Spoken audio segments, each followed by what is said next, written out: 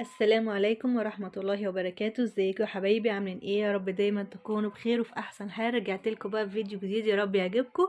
تنسوش تشتركوا في القناة وتفعلوا زر الجرس علشان يوصلكم مني كل فيديو جديد انزله.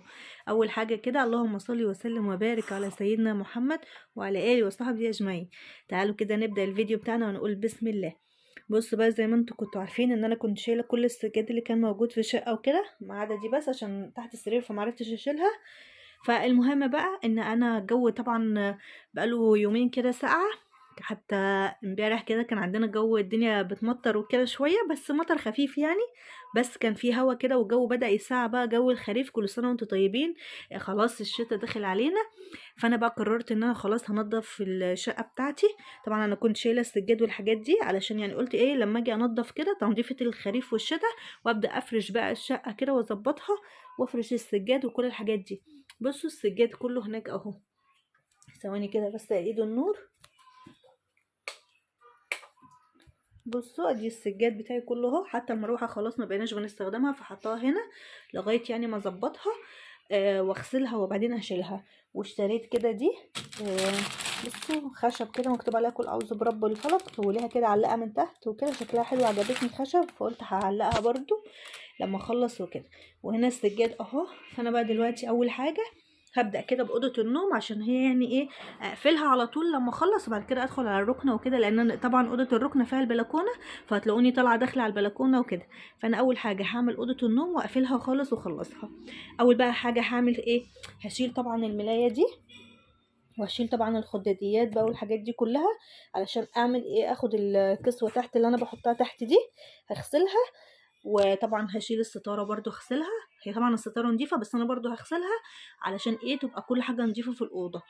فانا دلوقتي هشيل اول حاجه دولت كده، الملايه واللي هي الكفر اللي تحت ده والستاره، وهروح اشغل الغساله عليهم واغسلهم. وطبعا الكوفرت دي كمان. واشيل طبعا كل التساوي اللي في المخدات والحاجات دي كلها. يعني هخلي المرتبه تبقى فاضيه خالص.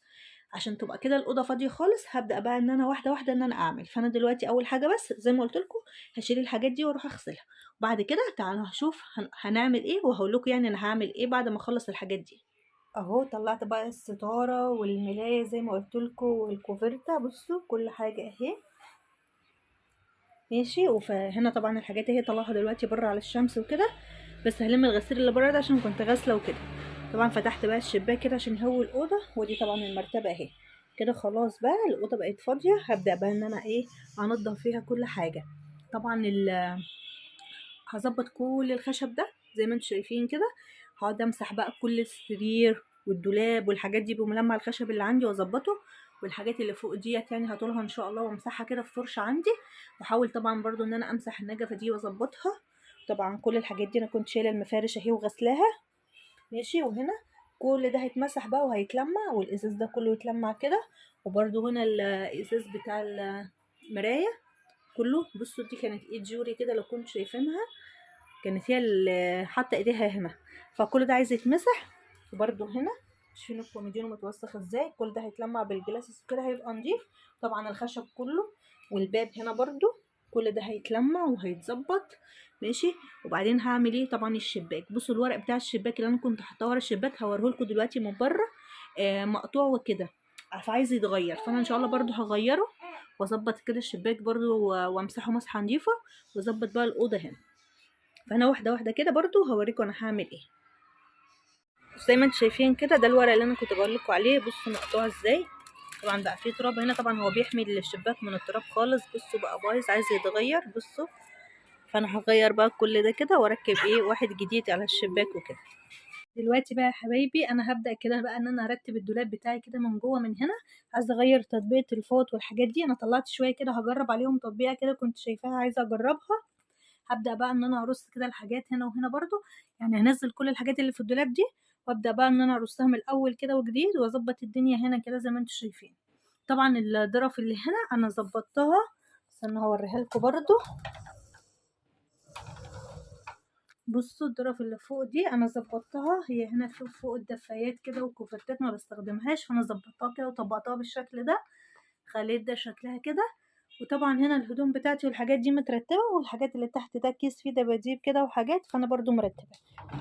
فبس واللي هناك برضو ظبطته هوريهولكوا برضو دلوقتي ثواني. بصوا زي ما انتوا شايفين كده يا حبايبي، انا بدات بقى ان انا الحاجات اللي انا ما بستخدمهاش الصيفي حطيتها ورا خالص كده هنا. طبعا كل الهدوم اللي ورا دي جديده انا ما بستخدمهاش خالص، انا حطيت بس هنا الشيلان بتاعه الشتاء وكم بنطلون كده، ودي طبعا البرمودات الصيفي والحاجات بس انا حطاها يعني. ورا هنا الدفايات طبعا لما يجي الشتاء هبقى احطهم هنا قريب يعني، بس عشان لسه بدري فانا سايباهم كده زي ما هم. فانا رصيت ده كده زي ما انتم شايفين، وتحت هنا طبعا الهدوم الشتوي كلها متعلقه مفيش اي حاجه، فالدولاب من هنا يعني متظبط اهو.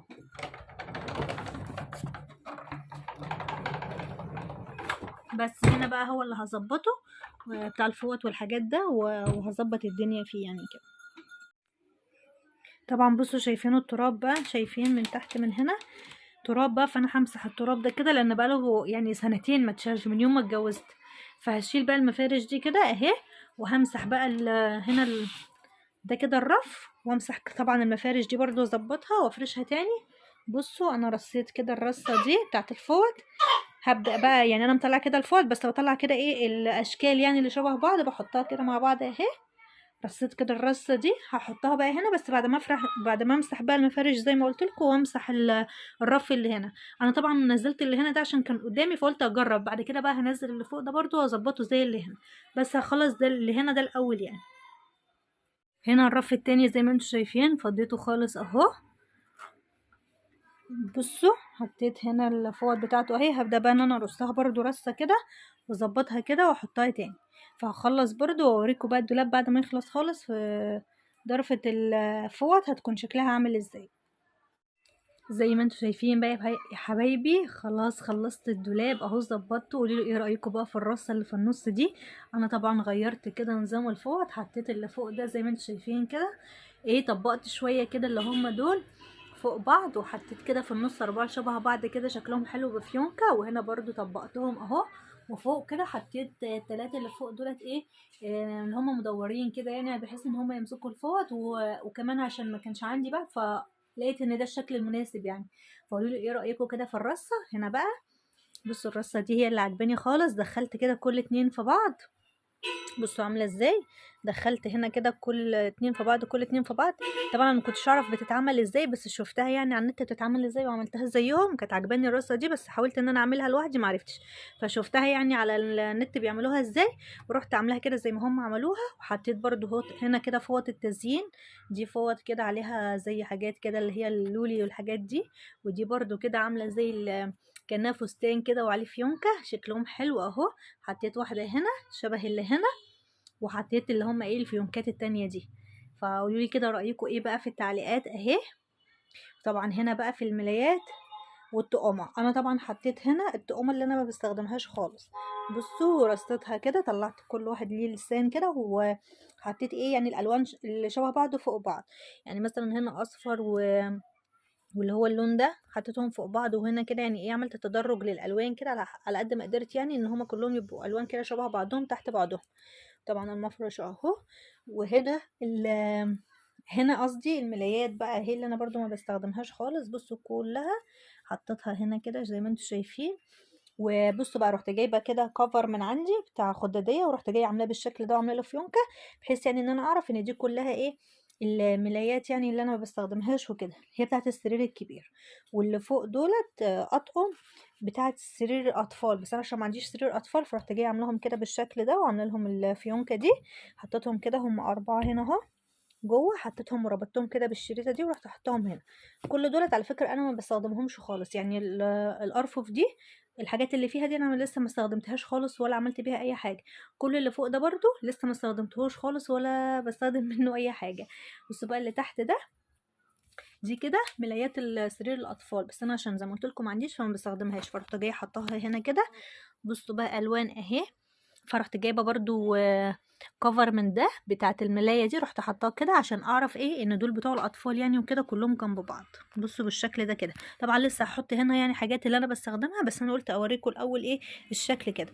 وطبعا رصيت هنا بقى الحاجات اللي انا بستخدمها كلها اهي، الملايات والطقمه اللي انا بستخدمها حطيتها هنا بس عشان ايه يعني يبقوا متداريين كده تحت.